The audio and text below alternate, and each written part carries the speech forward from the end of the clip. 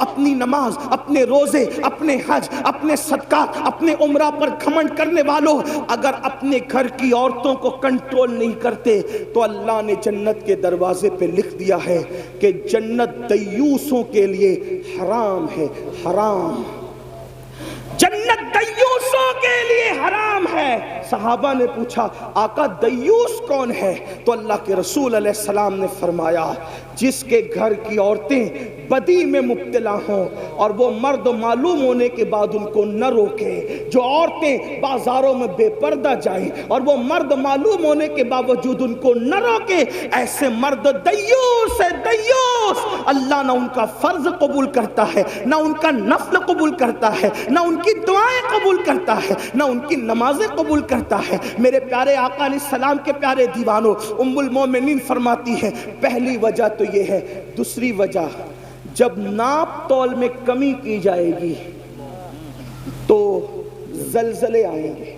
ام المومنین ناپ تول میں کمی، اب ناپ تول میں کمی پر بہت اچھی تشریح کی ہے حکیم الامت حضرت علامہ مفتی احمد یار خان نعیمی رحمت اللہ علیہ۔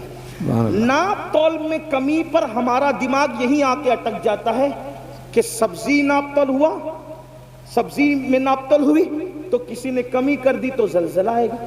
یہ بھی ہے، اس کا تو انکار ہی نہیں، تو سب سمجھ گئے۔ ناپ تول میں کمی کا کیا مطلب؟ اللہ قرآن مقدس میں فرماتا ہے ناپ تول میں کمی نہ کرو، وَلَا تُخْسِرُوا الْمِيزَانَ، سبحان اللہ۔ ناپ تول میں کمی نہ کرو، اس میں خسارہ نہ کرو، اس میں کمی نہ کرو۔ کیا مطلب؟ ناپ تول میں کمی نہ کرنے کے کئی معنی ہے، ایک معنی یہی تو بات ہے، جب غالب اور اقبال کے کلام کے اتنے معنی نکل سکتے ہیں تو پھر مصطفیٰ جان رحمت کی حدیث کے اس کے کتنے معنی نکل سکتے ہیں۔ اسی کو تو میرے امام کہتے ہیں نا، میں نثار تیرے کلام پر ملی یوں تو کس کو زبان نہیں، وہ سخن ہے جس میں سخن نہ ہو، وہ بیان ہے جس کا بیان نہیں، اور فصحا عرب کے بڑے بڑے تیرے آگے یوں ہے دبے لچے، کوئی جانے منہ میں زبان نہیں بلکہ جسم میں جان نہیں۔ حدیث کی تشریح ہو رہی ہے حکیم الامت کی زبانی، اور میں اس کو بطور مفہوم پیش کروں۔ ناپ تول میں کمی ہوتی ہے تو زلزلے آتے ہیں، تو ناپ تول میں کمی کا ایک مطلب تو یہ ہوا کہ ہم سبزی بیچ رہے ہوں، دودھ بیچ رہے ہوں وغیرہ وغیرہ، جو ناپ کے اس میں کمی نہ کرو۔ اب ناپ تول میں کمی کا ایک معنی یہ بھی ہے کہ کسی کا ہم پہ حق نکلتا ہے تو ہم تو اس کو مانگتے ہیں، لیکن جب ہم پر نکلتا ہے تو اس کو نہیں دیتے۔ ناپ تول میں کمی کا ایک مفہوم یہ بھی ہے، بھئی یہ بھی تو لینا دینا ہے نا، اگرچہ اس کا کوئی دکھنے والا ترازو نہیں ہے، لیکن بہرحال ہمیں دینا تو اس کا حق ہے۔ ہر آدمی حق مانگ رہا ہے، حق دینے والے کتنے ہیں؟ کیا بے شمار سفید لباس پر ہمیں وہ کرسی پہ بیٹھے ہوئے حاجی نمازی نظر نہیں آتے جنہوں نے اپنی بہنوں کا حق مار کر کے رکھا ہے؟ کیا بات، کیا جو بات۔ اپنی بہنوں کو حصہ نہیں دیتے۔ کہ بے شمار ایسے لوگ نہیں ہیں جنہوں نے اپنے بھائیوں کا حق دبا رکھا ہے، اپنے بھائیوں کو حق نہیں دیتے۔ اگر اللہ نے طاقت دی، 4-6 لوگ ماننے جاننے والے ہوئے تو بڑا بھائی چھوٹے بھائی کو کہتا ہے جا جو کرنا ہے کر لے، میں نہیں دوں گا، اور پھر اس کے بعد اس کے ننگے پن پر کوئی انصاف کرنے کون سامنے آتا ہے؟ کون آتا ہے آنکھ میں آنکھ ڈالنے کے لیے؟ کون آتا ہے کسی کو حق دلانے کے لیے؟ کون آتا ہے کسی کے حق کے لیے؟ اللہ اکبر۔ بلکہ لوگ کہتے ہیں یار وہ تو ننگا آدمی ہے، وہ تو دادا آدمی ہے، وہ تو بھائی گیری کرتا ہے، اس کے پاس جائیں گے تو یہ ہوگا اور یہ ہوگا اور یہ ہوگا اور یہ ہوگا۔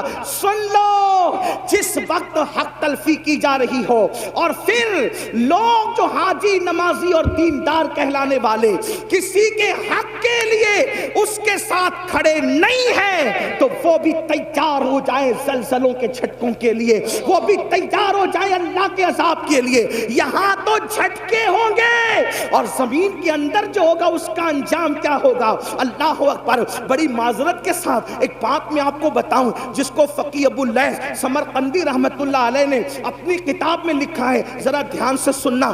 آج ہم ہر سال عمرہ کے لیے جا رہے, اللہ مبارک کرے, حج کے لیے بھی جا رہے ہیں, مسجد کے متولی بھی بن گئے, 50,000 5 لاکھ مدرسوں کے اندر چندے بھی لکھانے, بہت اچھی بات ہے, لیکن بہن کو حصہ نہیں دے رہے ہیں اور بہن بھانجوں سے لڑ رہے ہیں. آپ جانتے ہیں, آئیے ذرا سنیے اور دل کے کانوں سے سنیے, بہن کی حق تلفی کرنے کا انجام کیا ہے. میں نے حوالہ پڑھ دیا, جس کو رجوع کرنا اس طرف کرے, اور میں اس کو اپنے الفاظ کے جامع میں پڑھنے لگا ہوں. اللہ اکبر. آج جانتے ہیں, اللہ, یہ جو رسومات ہے, دراصل جب شادی ہوتی ہے تو جہیز لوگ اس لیے بھی مانگ لیتے ہیں کہ یہ لوگ کے یہاں تو حصہ دینے کا رواج ہی نہیں ہے, حصہ ملے گا نہیں, اس لیے جتنی بھیک مانگنا ہے مانگ لو. اور آپ کو ایک بات بتاؤں, جب سے یہ جہیز مانگنے کا مطالبہ ہم نے شروع کیا ہے اور ہمارے سماج میں شروع ہوا ہے, ایک بات تو آپ کو بتاؤں, ہمارے مذہب میں تو کفن مانگنے کی بھی اجازت نہیں ہے. توجہ کریں, ہمارے مذہب میں تو کفن مانگنے کی بھی اجازت نہیں ہے. آخر وہ کون سے سنی اور کیسے مسلمان ہے کہ جو جہیز مانگنے کے لیے نکلے ہیں؟ ہمارے مذہب کا حال تو یہ ہے, اگر ایک چادر پرانی گھر میں پڑی ہوئی ہے اور اللہ اکبر باپ مر گیا ہے تو اسلامی غیرت کہتی ہے 3 مسنون کفن کی ضرورت نہیں ہے. اگر ایک ہی پرانی چادر تیرے پاس موجود ہے تو اپنی غیرت کا سودا کسی کے دروازے پہ مت کرنا, ایک ہی چادر میں لپیٹ کر غیرت کے ساتھ اپنے باپ کو دفن کر دینا. اب بھی تجھے بھیک مانگنے کی اجازت نہیں. جس مذہب میں باپ کے کفن کے لیے بھیک مانگنے کی اجازت نہ ہو, ایک کپڑا موجود ہوتے ہوئے, کفایت کا کپڑا موجود ہوتے ہوئے, اس مذہب کے اندر آخر جہیز مانگنے کی اجازت کیسے ہو سکتی ہے؟ اس مذہب کے اندر کار مانگنے کی اجازت کیسے ہو سکتی ہے؟ اس مذہب کے اندر اللہ اکبر بائک مانگنے کی اجازت کیسے ہو سکتی ہے؟ اور یاد رکھنا, آج لوگ کہتے ہیں مولانا مسلمانوں کی بیٹیاں غیروں کے ساتھ بھاگ رہی ہے. آج لوگ کہتے ہیں مولانا مسلمانوں کی بیٹیاں غیروں کے ساتھ بھاگ رہی ہے, مسلمانوں کی بیٹیاں لوجوں میں بک رہی ہے, مسلمانوں کی بیٹیاں سگنلوں پہ برقع پہن کے بھیک مانگ رہی ہے. میں پوچھتا ہوں, ذمہ دار کون ہے؟ بڑی معذرت کے ساتھ جویا کہ غیرت مند مسلمانوں, اگر تمہارے دلوں میں عشق مصطفیٰ ہے, اگر تمہارے دلوں میں محبت رسول ہے, اگر تمہارے دلوں میں الفت رسول ہے, اس عشق مصطفیٰ کا واسطہ دے کر پوچھنا چاہتا ہوں, بیٹیاں لوجوں میں کیوں بک رہی ہے؟ بیٹیاں سگنلوں پہ بھیک کیوں مانگ رہی ہے؟ بیٹیاں مرتد کیوں ہو رہی ہے؟ اوروں کا ہاتھ پکڑ کر کیوں جا رہی ہے؟ ذمہ دار کون ہے؟ کیا وہ بیٹی جس نے کسی کا ہاتھ تھام لیا صرف وہ ذمہ دار ہے؟ نہیں, بلکہ ذمہ دار ہم سب ہیں, ذمہ دار پورا معاشرہ ہے. اس کی وجہ نعرہ تکبیر, نعرہ رسالت, حضرت مفتی محمد اسماعیل صاحب قبلہ, نعرہ تکبیر.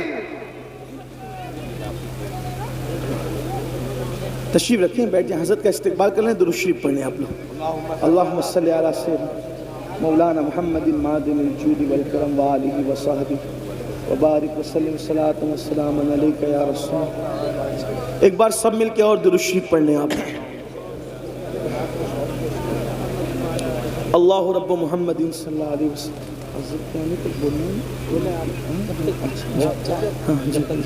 بڑی نوازش, سب مل کے درود شریف پڑھیں, بلند آواز سے درود شریف پڑھیں. آپ سے گزارش ہے کہ اگر آپ ڈسٹرب نہیں کریں تو بڑی نوازش آپ سب کی بڑی نوازش. ایک بار آپ سب بھی درود شریف. حضرات دیکھ رہے ہیں کہ اللہم صلی علی سیدنا و مولانا محمد معدن الجود والکرم. ڈاکٹر شفیق الرحمان بخش صاحب ایم پی سنبل تشریف لے آئے ہیں. ایک بار پھر درود شریف پڑھنے آپ. اللہ رب محمد صلی اللہ علیہ وسلم, نحن عباد محمد صلی اللہ علیہ وسلم, صلاۃ و سلام علیک. میں گفتگو شروع کر دوں پھر سے؟ آپ کی اجازت ہے؟ آپ توجہ میری طرف رکھے ہوئے, ایک بار ذرا پھر درود شریف پڑھیں, بلند آواز سے پڑھیں. اللہم صلی علی سیدنا و مولانا محمد معدن الجود والکرم وآلہ وصحبہ وبارک وسلم صلاۃ و سلام علیک یا رسول اللہ صلی اللہ علیہ وآلہ وسلم. بسم اللہ. اب آپ خاموش ہو جائیں. پھر درود شریف پڑھنے ایک مرتبہ اللہم صلی علی سیدنا و مولانا محمد معدن الجود والکرم و آلہ و صحبہ و بارک وسلم صلاۃ و سلام علیکہ یا رسول اللہ صلی اللہ علیہ وسلم. کھلے کھلے دل سے ذرا عاشقوں کی طرح سب درود شریف پڑھ لیں. اللہم صلی علی سیدنا و مولانا محمد معدن الجود والکرم و آلہ و صحبہ و بارک وسلم صلاۃ و سلام علیکہ یا جد الحسن صلاۃ و سلام علیکہ. تو یہ بات ہمارے معاشرے میں ہوتی ہے.